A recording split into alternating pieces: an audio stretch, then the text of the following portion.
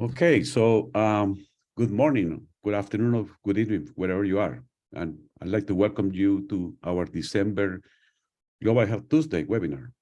And for today, we're going to discuss understanding the GHI's One Health Centers, which is the topic that I like to run with GHI, and my theme is connecting Wisconsin to the world. So I'm Jorge Osorio, and I'm the director of the Global Health Institute. And then I'd like to also introduce you today to our great group of speakers that we have. Professor Juan Pablo Hernandez, he's a professor of materials and nanotechnology at the National University in Colombia. He's the director of the Global Health Institute at One Health Colombia. And he has been working with us for quite some time. Also, Professor Al-Haji Njai, who is the lecturer in the Department of Microbiology and College of Medicine at Fura Bay College at the University of Sierra Leone.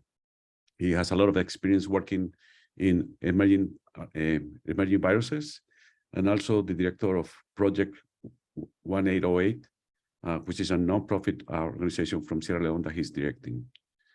Also with us, Professor Peter Huffman, who is a research associate and professor at the Department of Pathobiological Science. He also has tremendous experience in working with Ebola in Sierra Leone as well, and in BSL-4 facilities. And our last speaker will be Kellen Ostrowski, who is the Associate Director for Strategic Partnerships and Development for the University of Wisconsin GHI.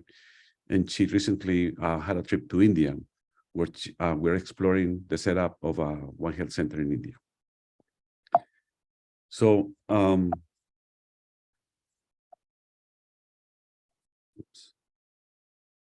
so to start with, I'd like to recognize the tremendous amount of work that has been done before with GHI. During the past 10 years, has been a great leadership where it has established very good educational programs and really have advanced significant topics in global health. GHI also collaborated and funded some innovative projects. Some of them are mentioned here, 4W, women well-being in Wisconsin and the world. University, the global health certificates are extremely popular, the planetary health graduate scholars, and some other ones. So it has been a great leadership with GHI. So, but we also have a very unique opportunity. I think the campus that we have at the University of Wisconsin-Madison has very unique, that has many, many schools located in one campus, where allows really nice collaboration between different institutions. And GHI has had collaborations with different schools, and many members of the advisory board for GHI are part of many of these different institutions. So I think what we like to do is, based on that, all that great opportunity that we have in Wisconsin and the great knowledge that we have in Wisconsin, to take advantage of all this and propose a different direction for GHI in the future. So the work that we like to do is mostly focused in the concept of One Health. And this concept of One Health has been around for a long time. It's nothing new. And basically describes that, global health involves the working together between disciplines from human, animals, and environment medicine, trying to solve global health problems. So I think we have here at campus such a great opportunity to advance One Health by working together in many of these different areas that we have expertise at UW-Madison. So based on this, we have also selected some strategic focus areas for GHI, and we have seen the devastating impacts of wildfires, but also flooding in many parts of the world with the climate change, and the massive deforestation that is also happening in some parts of the world. So with this, it makes sense for us to focus on climate and land use change. We also, with COVID-19, have seen the importance of emerging infectious diseases, and also, they come in different kinds. There are not only just viruses. So I think also the expertise that we have at the University of Wisconsin in emerging infectious disease makes a lot of sense for a strategic focus area. And then also with COVID, we have seen many aspects of human health, the disparity in human health. But we also very important to keep an eye on animal health. If we have an outbreak of foot and mouth disease or African swine fever, can really produce significant impact in many parts of the world.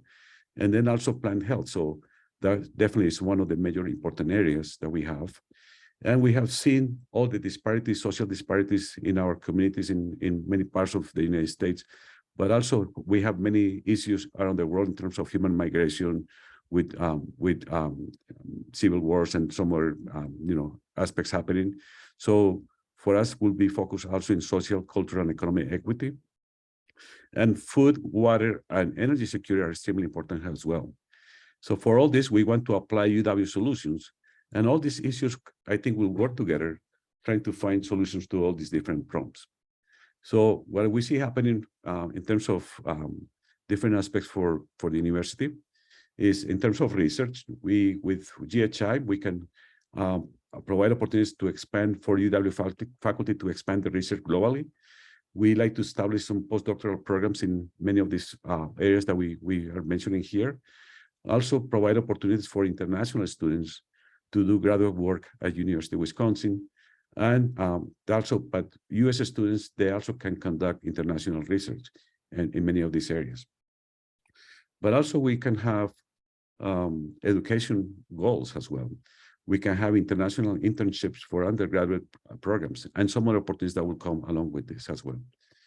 So to do this, what we propose to do is to develop 3 One Health centers, one health center in LATAM, which is going to be in Colombia, one in West Africa, which will be based in Sierra Leone, and one in India. And these One Health centers will advance UW research, but also work closely with industry in those 5 strategic areas that we mentioned. So later today, you will hear from Professor Juan Pablo Hernandez and from Hajin Nai about the One Health centers in Colombia and West Africa, and then the plan that we'll have in the future for India as well.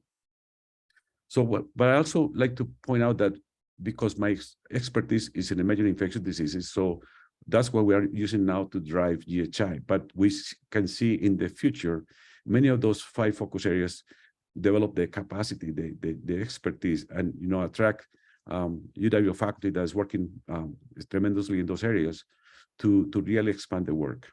So the question that we also have to ask ourselves, we have had with dealing with COVID for the last 2 years, and if we are prepared or not for the next pandemic. And I think it's important for us to face that question.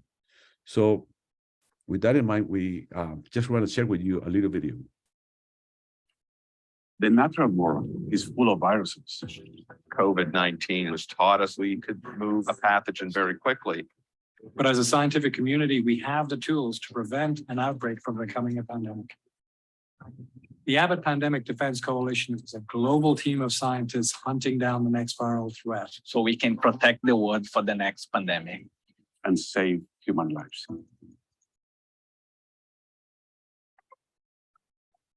So this is some work that we're doing with our labs.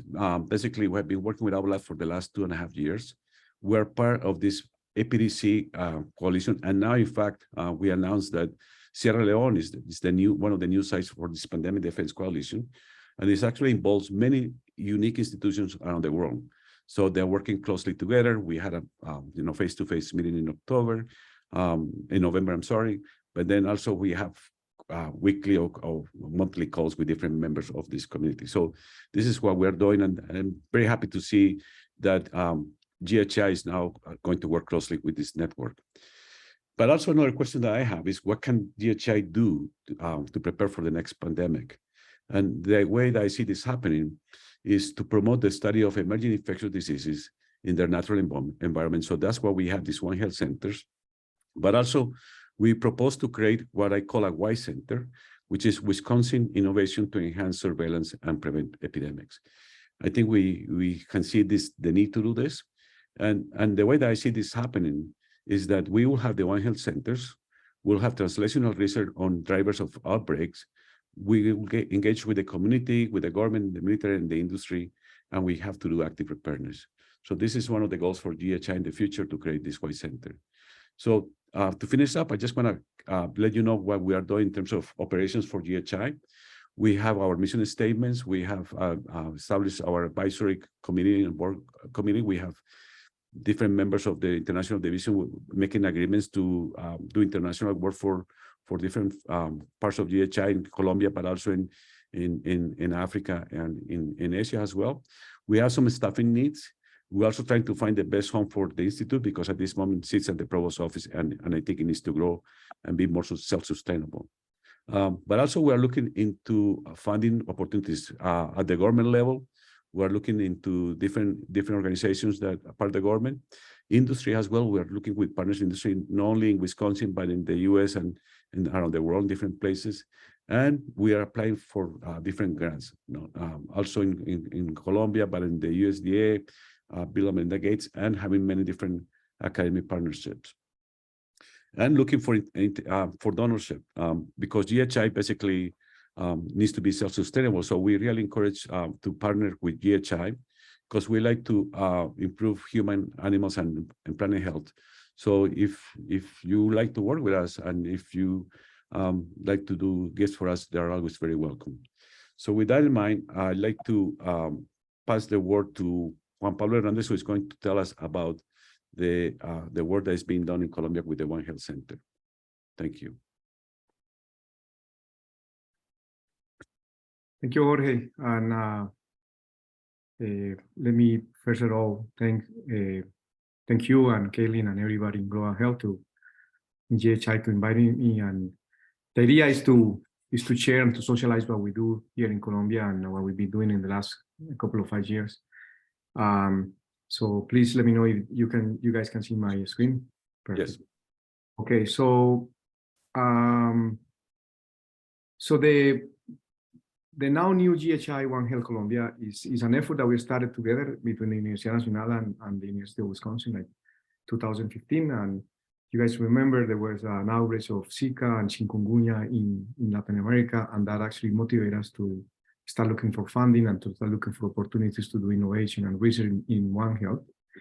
And that effort translated into the establishment of the One Health program in Colombia, where initially, as Jorge was mentioning, we were focusing in emerging infectious diseases, cancer, microbiome, parasites, and those things from the pathology point of view. And because we want to have a multidimensionality and multidisciplinary group, we actually established correlations with experts in climate change, air quality, water quality, to be able to connect that network that is the infectious, the insectious cycle, the urban cycle, the sylvatic cycles, all the diseases that we have to face in Colombia. And because there is a big connection between infectious diseases and cancer, we also are connecting like infectious and non-infectious diseases. The drivers of the goals of the global of One Health Colombia is always to do high impact research, be driven the innovation, and also to promote investment and to promote the generation of innovation that actually can leverage social development in our countries. But during the pandemic, we realized that there's no borders between the pandemic. So the necessity to have a surveillance program that is connected worldwide and a system that can recognize, can study viral evolution, or can detect novel pathogens is mandatory nowadays. So then in the last couple of years, we've been focusing extremely into go to the regions of Colombia. I'm going to share which ones to be able to have that platform established. And a mandatory thing, because it's the Universidad Nacional and the University of Wisconsin, we want to educate, we want to form capacities. Then we did a big effort establishing local capacities, and I'm going to share also that with you guys, that 5 years ago, a lot of the samples and all the analysis, we had to do it far away. Now we can do everything in Colombia, which is not only the instrumentation, the equipment, the investment, but it's also to form the talent and the people to do that. So Colombia, I mean, why Colombia is something that I want to bring to us into your attention. Colombia is one of the only countries that have 2 oceans. We are in the upper northern corner of Latin America. But in addition to the 2 oceans, we also have the Amazon jungle, the Darien jungle at the north. We have the plains near Venezuela border, and we have the Andes. That situation actually creates a perfect environment for biodiversity, and the biodiversity is not only the fauna and the flora, but it's also the cultural biodiversity of the country. There is a combination between jungle, there is a combination between humid tropical jungle and also dry tropical jungle that creates the environment for pathogens and infectious diseases to occur and to reemerge, as I'm going to show later in one slide.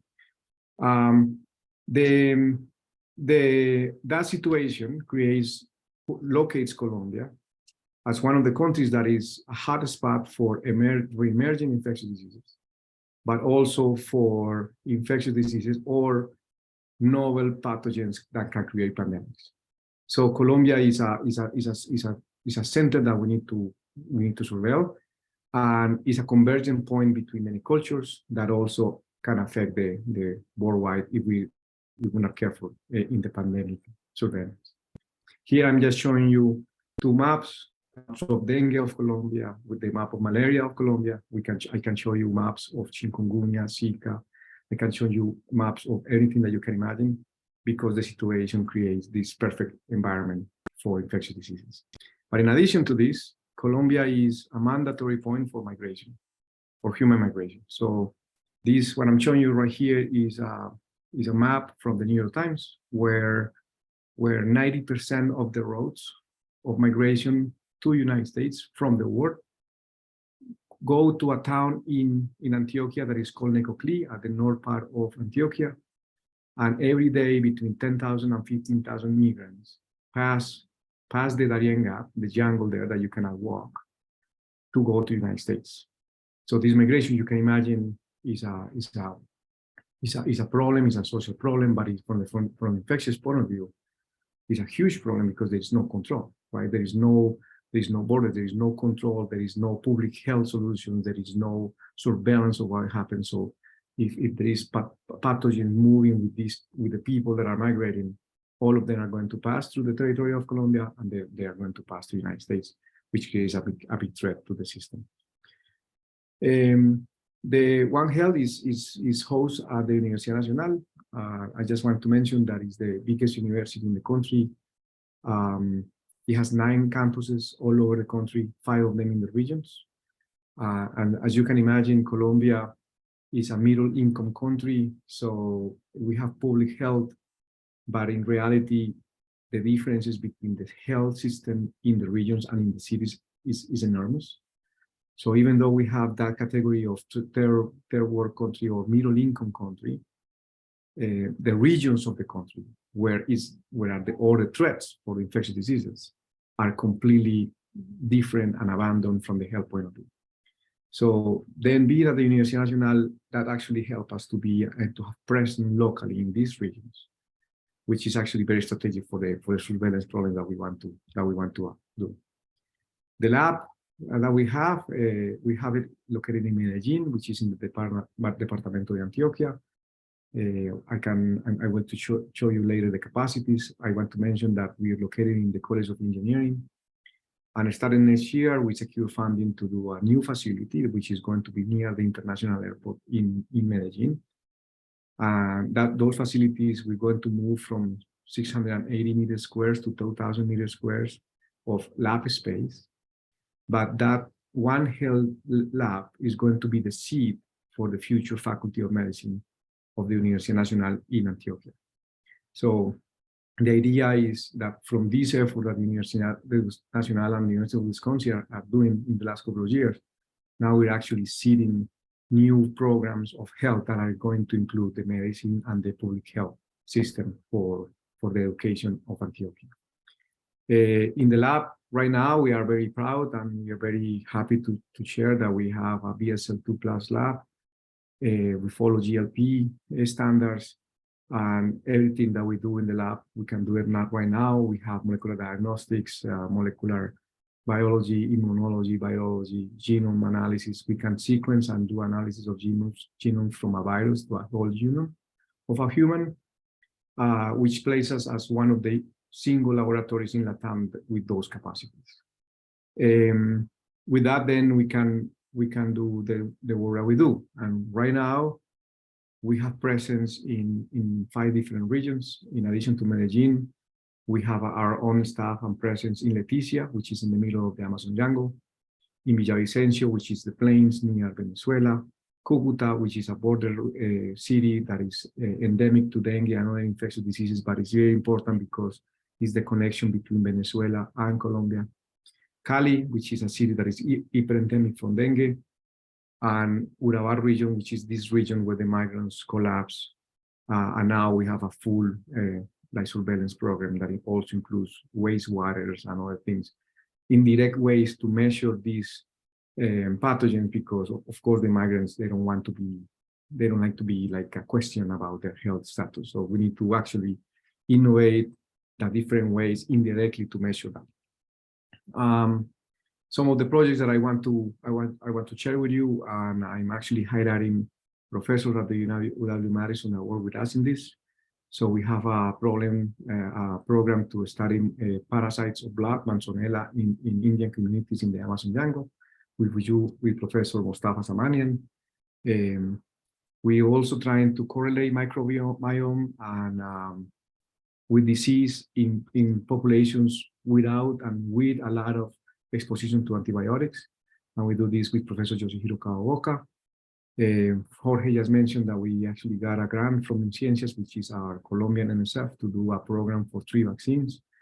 But in addition to that, we have cohorts of critical patients in COVID. We were part of the COVID surveillance program and the technical program for COVID during the pandemic for the Departamento de Antioquia and for the government. We did 3 diagnostics. We went to all the regions. We visited more than 125 municipalities trying to educate people about the pandemic. We actually did also vaccination programs. So we were very active during the pandemic. Thanks for the capacities that we did before. We do not forget about animal health. 2 of them, the one that I mentioned is influenza surveillance in swine farms. And also we do surveillance of some wildlife because those are reservoirs for infectious diseases. Here I can show you some pictures when we go far away to these regions that we need to take a helicopter, then a boat, then we need to take a bus to be able to go to these programs. But if you guys have questions about specific projects, I can share that with you later. And finally, as I mentioned, we are a lab in a university. So I'm here showing you this, but in reality are my students and my scientists, the ones that do this. Right now we host around 20 to 25 graduate students within Wisconsin and the Universidad Nacional. In the lab, we have 15 full-time scientists that are in charge of the common operations on One Health. But when we do surveillance or we do brigades, we also have additional personnel that we move to these regions to do these programs. And then, of course, we have administrative logistics, and we have a new director of gender equality that we're actually very proud and happy to have on board with us. And with this, I think, Jorge, I'm ready to continue. Thank you, Juan Pablo. That's excellent. And we'll have time at the end for questions. And if you have some questions now, you can put them in the chat as well, or maybe at the end you can raise your hand. So now I'd like to give the floor to Alhaji Nai. If you can tell us what about Sierra Leone and how you see this One Health Center and the project that we're going to set up in Sierra Leone. So go ahead, Alhaji. Thank you so much, okay, and Kaylin, and of course, thank you to the GHI for this opportunity. And I'm very happy to be part of this and be invited to present here because, Sierra Leone is a very important, area for zoonotic disease work, and also it has opportunities for One Health. I'm just going to click here so I can get to the beginning of my slide. Okay, right here. All right. So as Oke mentioned earlier, my name is Alhaji Njai, and I'm at the University of Sierra Leone, but I'm also the founder and chief strategist for Project 1808, which is both at Madison. I founded it in Madison, Wisconsin, and then also it's registered in Sierra Leone as a community-based organization. Just briefly, for those people who are not aware of Sierra Leone is a very beautiful country located in the west coast of Africa, right by the Atlantic Ocean, and right next to Guinea and then to Sierra Leone. And I'll talk about later why Sierra Leone is so strategic with regards to this work and with regards to the GHI having a footprint in Africa. The aim and objective of this future center in Sierra Leone, which will be also a West African hub, it's really to work on broadening and deepening that understanding of some of the GHI focus areas that Jorge mentioned in his presentation. And of course, Sierra Leone fits in with most of those thematic areas, from climate change to land use activities to emerging zoonotic or infectious diseases to areas that in the areas of diagnostics or even capacity. So it's very, very fitting to have Sierra Leone. And of course, we are looking at promoting training and knowledge transfer and exchange of students, but also capacity building for our universities and colleges. So we have University of Sierra Leone, where I do teach currently as a lecturer at the university, both at the College of Medicine in the and Allied Health Sciences, and then in our traditional oldest college in West Africa or Africa, Frobe College, which is it was founded in 1827 by return actually African-American slaves to Sierra Leone. So it basically has a lot of strong connections to the United States as well. And then also to Kwenadugu College, which has been my dream. I came back to Sierra Leone actually to start this college here because I wanted to build on this One Health platform. It's just a coincidence now that the GHI is trying to develop a One Health center here, which this college, I thought of it as a model for One Health, both education and research in Sierra Leone. And I'll have opportunity to talk about it. And we are very fortunate that this college is being reviewed at the moment as of in the next 2 weeks by government for approval to get started sometime next year. So everything is working along with the same plans with the GHI centers. A little background to Sierra Leone.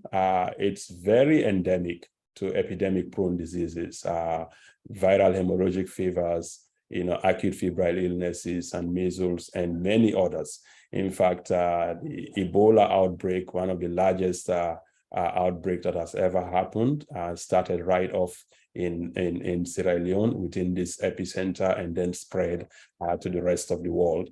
And of course, in the last 1 or 2 years, we've had a recurrence of Ebola within the same epicenter region. We have Marburg. We've detected and detected Marburg in many bats within Sierra Leone. And of course, we saw Marburg showing up in the region in Ghana. And then we also have endemicity for many other viral hemorrhagic fevers in Sierra Leone. Of course, acute febrile illnesses are very common. Many of them are undiagnosed because of the low diagnostic and lab capacity. So there is an issue with that. So oftentimes we attribute them to malaria and typhoid. And of course, Sierra Leone has suffered from a 10-year rebel war, which has weakened some of its country's healthcare system and continue to impact the system. But again, from the Ebola outbreak, the country has developed a very started developing a very strong surveillance systems. And of course, some epidemiology training programs are now present in the country as against 10 years ago. Of course, with the COVID-19, it challenged the country a lot in terms of early detection, lab confirmation. There was a lot of challenges in detecting morbidity and mortality data with the COVID-19. Currently, there isn't a very strong mortality surveillance programs. Routine serosurveillance is very limited because there is limited lab capacity in this area. And of course, there is so much opportunities to develop One Health and develop strong research capacity in Sierra Leone. So it's a very good white space for collaboration.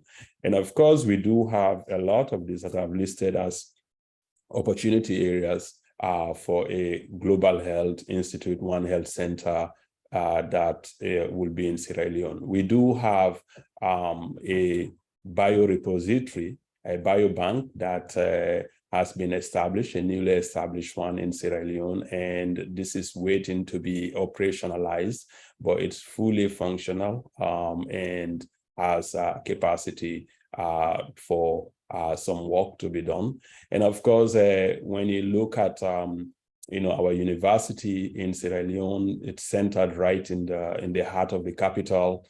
And of course, very close also to the Central Public Health Laboratory. So there's vast opportunities for collaboration within the research space. And so there are lots of opportunities for exchange, for academic exchange, and for cooperation between Sierra Leone and the University of Wisconsin. And some of the areas we are trying to look at initially, to start, and then there are opportunities with the One Health framework to expand into other areas. But as an initial start, we thought of that starting with setting up acute febrile illness surveillance in Sierra Leone. It's very critical because one of the big challenges we face in Sierra Leone is that most fevers tend to be either typhoid or malaria. And in Sierra Leone, in fact, they have now connected the two. So everybody says, I have typhoid malaria, which is very interesting. But because we have high prevalence of things like chikungunya, Zika, dengue, all of those, but they have not been diagnosed and detected to become part of the routine surveillance systems in Sierra Leone. And I mentioned earlier, acute viral hemorrhagic fevers are also part of the issues in Sierra Leone. Professor Yoshi Kaoka's lab and myself have done immense work on this, for which Peter Hoffman will talk about that in details. But there is also the idea of postgraduate training for students and professionals from Sierra Leone. This is one area that I'm pretty much very, very excited about because I do feel that we have a lot of young, talented Sierra Leonean medical doctors, veterinarians, animal scientists, environmental people, public health professionals who will benefit largely from a very strong presence of University of Wisconsin in this region and providing the technical capacity for that will allow them to be highly functional within the Sierra Leonean context and also help to prevent or even minimize the effect of future pandemics that might emerge from this part of the world. So here is our Central Public Health Reference Laboratory, LACA, which is part of the Ministry of Health and Sanitation. And I happen to be involved as a technical advisor with the Ministry of Health, the Directorate of Health Securities and Emergency. And so I kind of have a very strong connection to this lab as well as our surveillance program. And there is some limited capacity. It's not extremely huge, but there are, abilities to do PCR and some low-level genomic sequencing. But the lab is well situated and has some capacity in terms of technicians and people that can support in doing some of the work that we've set out to do. So, and of course, I'm very happy to be part of this because of existing work that I've done with University of Wisconsin and my strong ties to Madison over the years. We, in 2014 to present, Yoshi Kawoka's lab and myself have led a lot of work on Ebola that has now matured into other or developed into other infectious disease research programs in Sierra Leone. And that collaboration that started in the middle of Ebola in 2014 that brought Yoshi and myself to Sierra Leone at the most difficult time during Ebola outbreak when no one else was coming to Sierra Leone.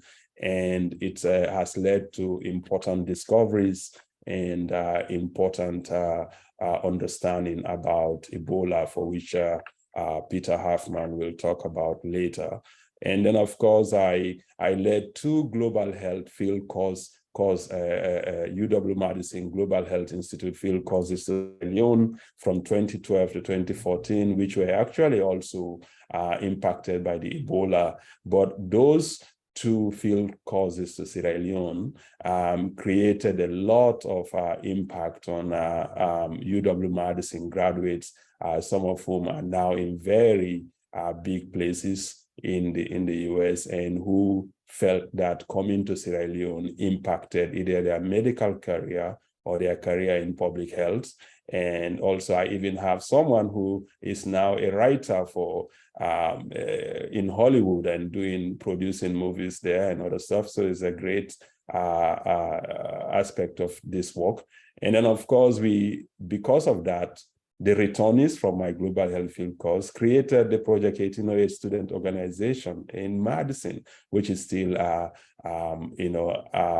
student organization within University of Wisconsin in Madison.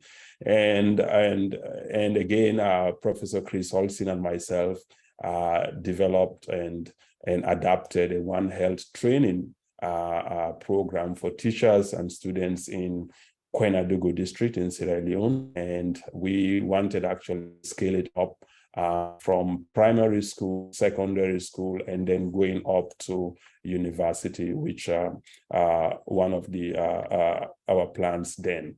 And of course, so my department, when I've been in Wisconsin, I've been between the Department of Pathobiological Sciences in the School of Veterinary Medicine and the Molecular and Environmental Toxicology program. I'm a toxicologist in training from my graduate program.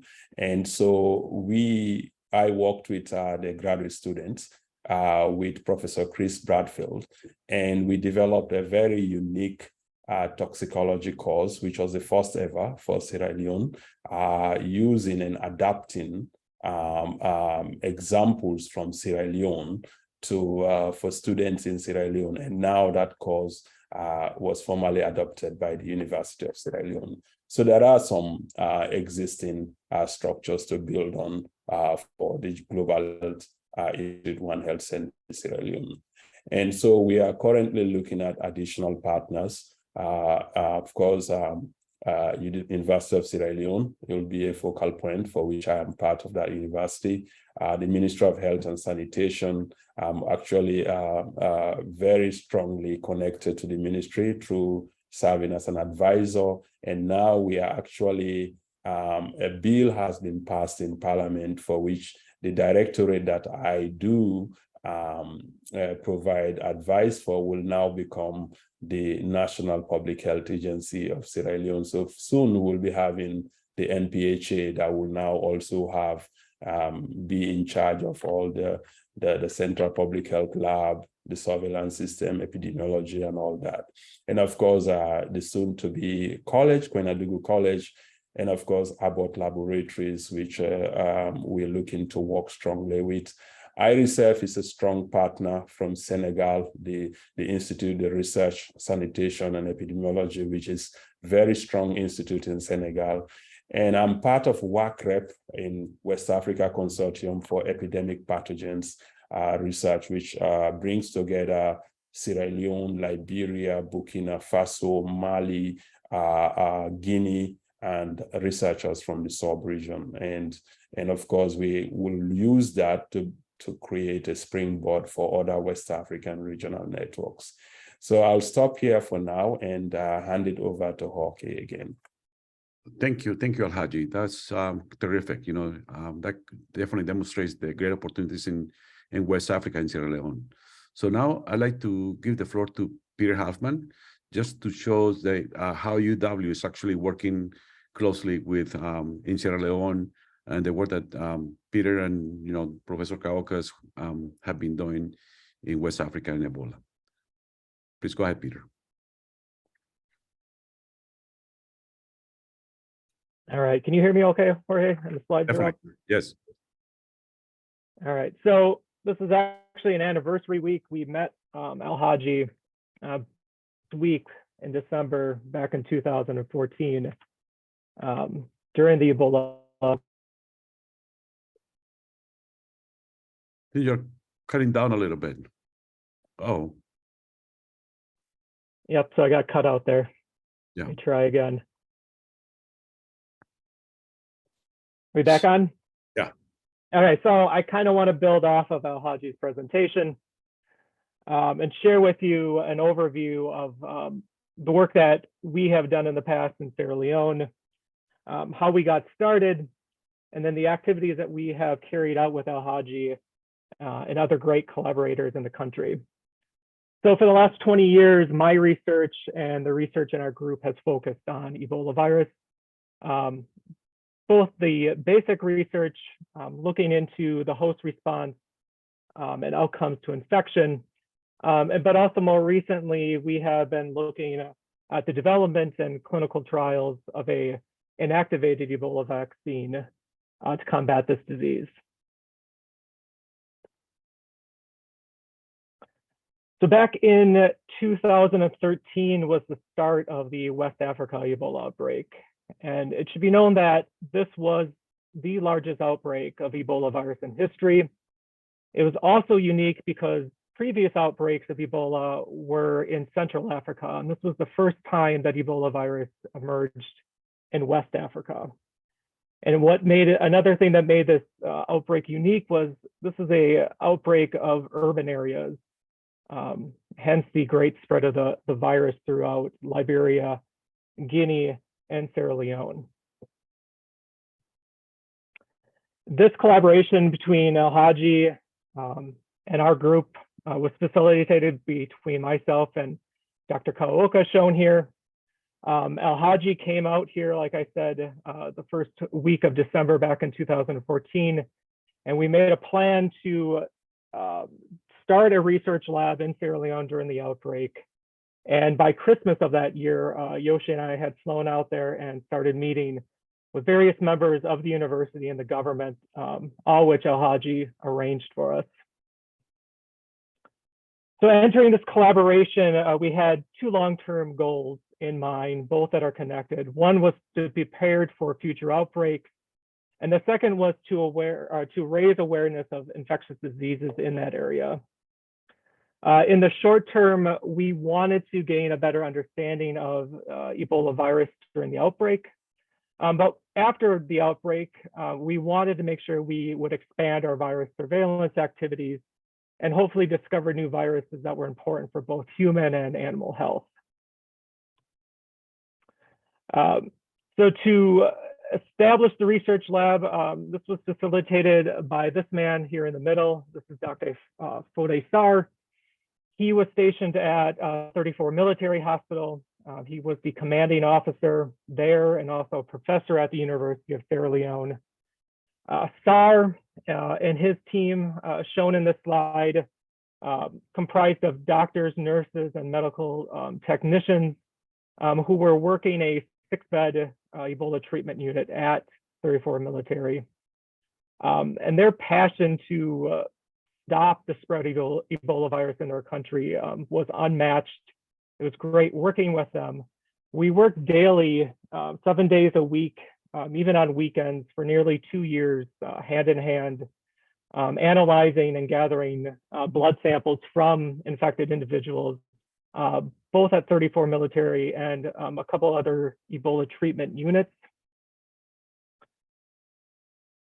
To gain a better understanding of the course of Ebola virus infection, we examined protein, RNA, and lipid signatures and changes in the blood that we collected from survivors and non-survivors, and compare that against healthy individuals. And it was from these samples that were very unique that we were able to obtain through this collaboration, that we were able to identify new insights into the mechanism behind the fatal disease, and hopefully potential biomarkers that we're following up on that hopefully will be able to distinguish between a fatal disease and a non-fatal outcome. This is important that because there's limited resources during outbreaks, especially in West Africa, and we want to try to manage these resources more in a proper fashion. Eventually, the outbreak was contained, but we had a strong willingness to stay in Sierra Leone. We formed a lot of unique and deep connections with the people there.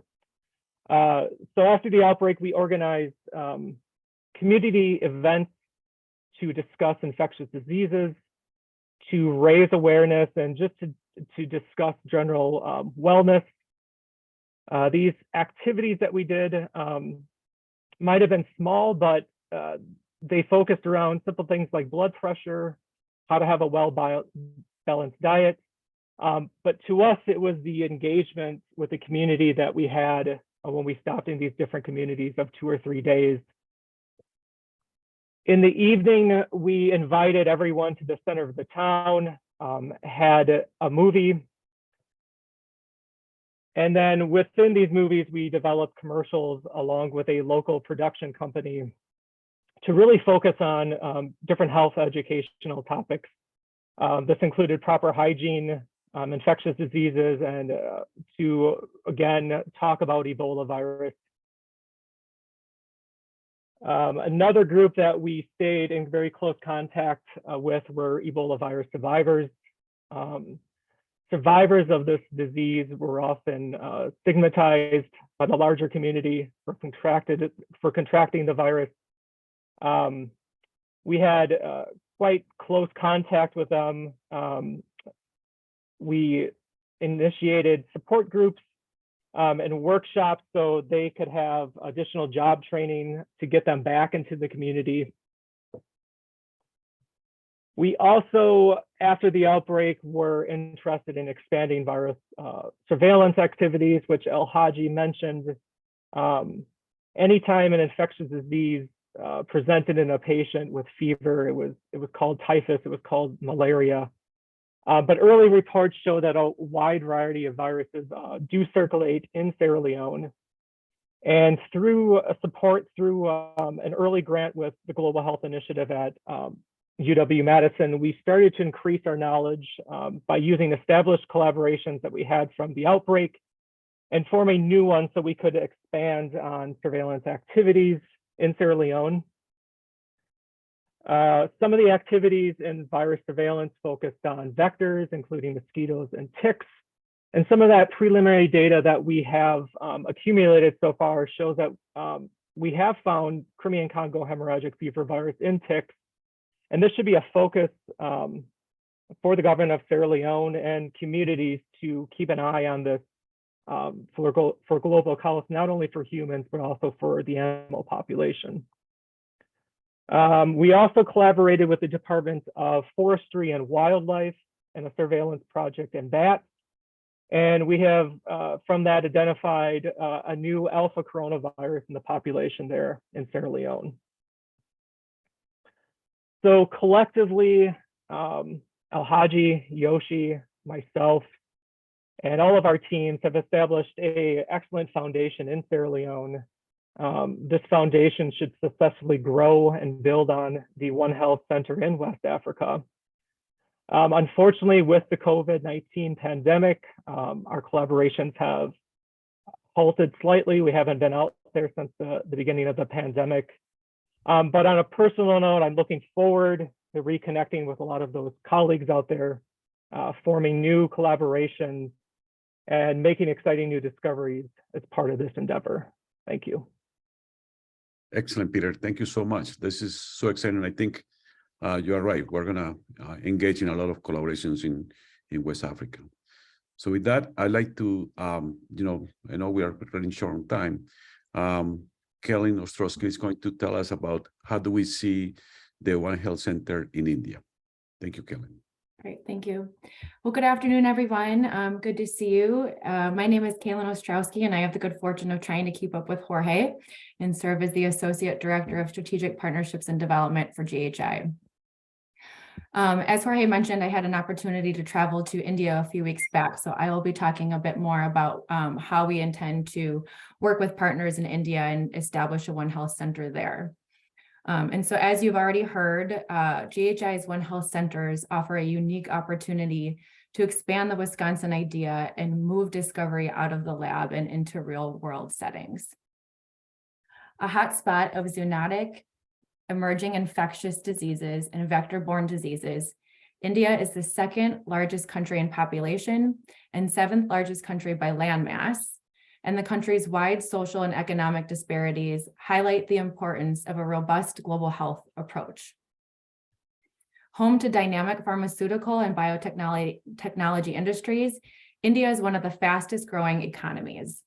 And during the 2021 G20 summit, India's Prime Minister highlighted the country's leadership in combating COVID-19, including the provision of medical supplies to more than 150 countries, and outlined his vision for One Earth, One Health, which is aimed at international collaboration in the fight against existing and future emerging infectious diseases.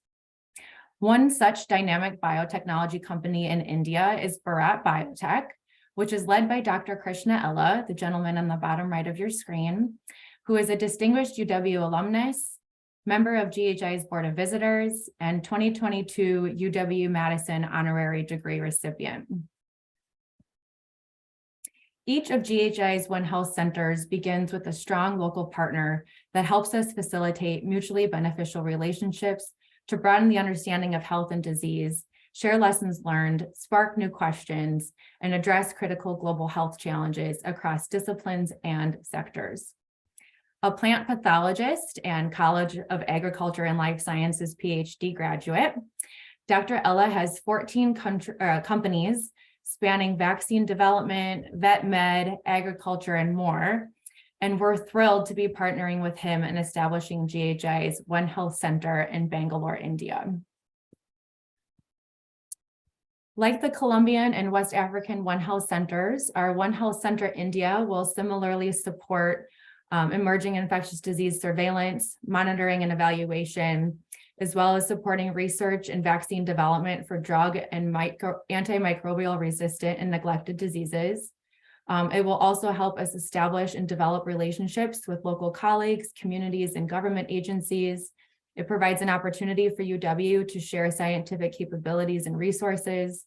It also provides an opportunity for us to expand capacity building for computational infrastructure studies, advocacy, education, and science literacy.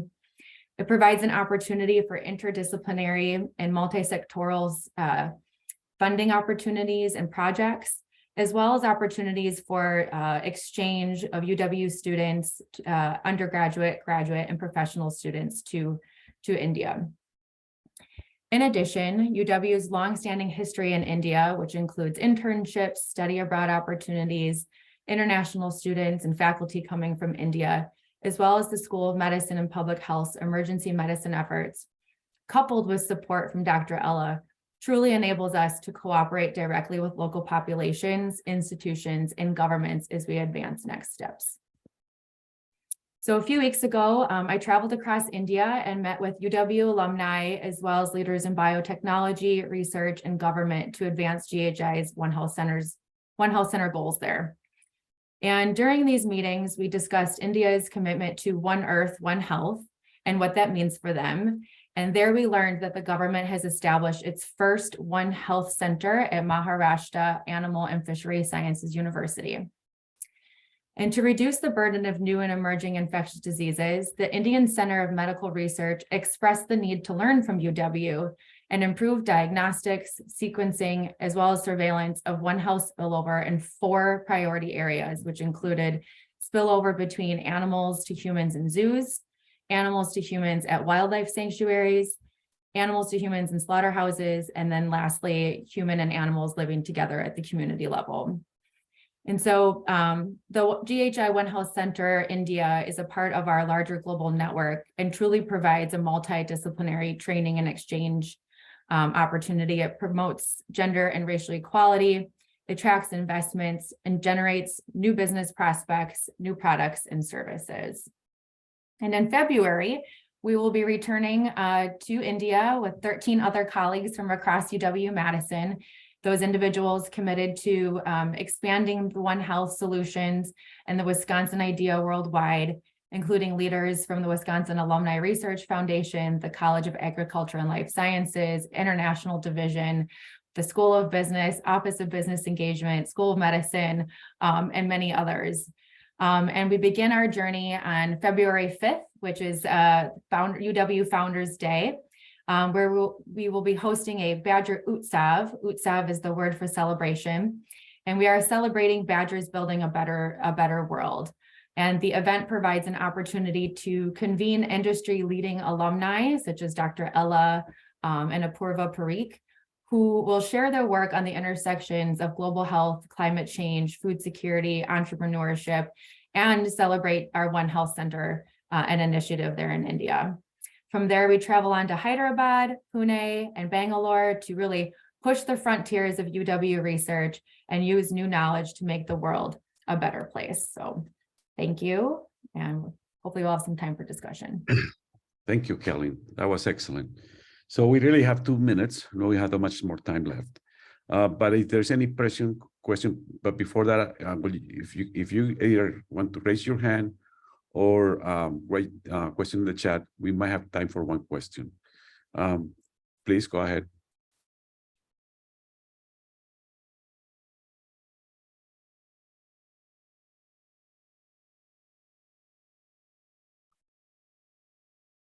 I don't see any questions so far. So go ahead, Jonathan. Yeah, very, very, very exciting. And I'm just wondering how you're going to manage to have all 3 of these centers going, gearing up. And I think it's fantastic that we've got this great collaboration. But yeah, what's the plan? This is great collaboration. We already, so that's good. Thank you, Jonathan. So Colombia has been going for a while, has been moving on for 5 years. We just received funding from our labs to set up Sierra Leone. Okay, so that's going to come along. And with India, it's obviously going to have its challenges, but GHI needs to grow. So that's the plan, to make it grow. So thank you. I think we are basically almost out, but I want to thank the speakers. Great presentations. It's great to see that what we can do at UW. I think this is what I like to see, UW doing things international in different places, and all that knowledge that we have from UW. So I'd like to thank all the speakers, but also all of you for joining us. And if you have any questions or want to have more information, please reach out to us at the GHI website or at the contact information that we provided earlier. So thank you so much for your time. And want to wish you all happy holidays. And we will be back next year at the end of January. We'll probably have to decide when we're making our next webinar, but wishing you all happy holidays. Thank you.